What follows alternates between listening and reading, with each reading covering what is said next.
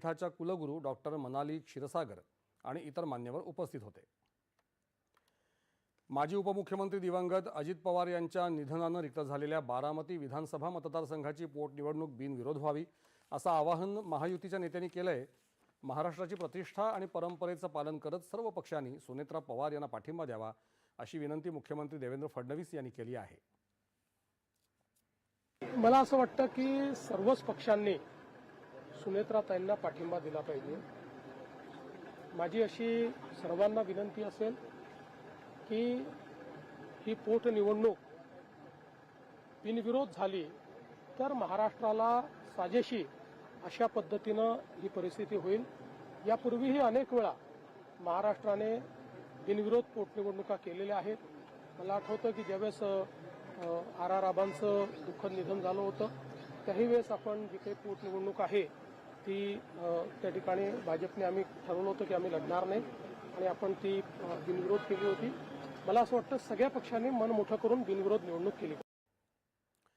महसूल मंत्री चंद्रशेखर बावनकुळे यांनीही यावर प्रतिक्रिया दिली आहे। आपण वडेट्टीवार आणि नाना पटोले यांच्याशी संवाद साधून निवडणूक बिनविरोध करण्याची विनंती केली आहे असं त्यांनी सांगितलं। अजित पवार यांनी आपल्या कारकिर्दीत सर्वाधिक काळ काँग्रेससोबत काम केलं। या दुर्घटनेनंतर सर्वांनी राज्यातल्या जनतेच्या भावनांचा आदर करत सुनेत्राताई पवार यांना पाठिंबा द्यावा असं त्यांनी म्हटलं। शिवसेना नेते आणि उद्योगमंत्री उदय सामंत यांनीही या मताला दुजोरा देत ही निवडणूक बिनविरोध व्हावी अशी भावना व्यक्त केली आहे।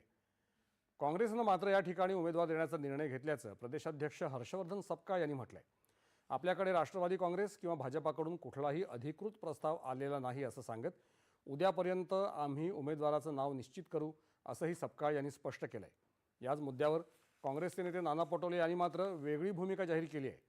निवडणूक बिनविरोध व्हावी अशी आपलीही भावना असल्याचं सांगत सपकाळ यांची भूमिका पक्षश्रेष्ठींच्या निर्देशानुसार असावी असं पटोले यांनी म्हटलं आहे।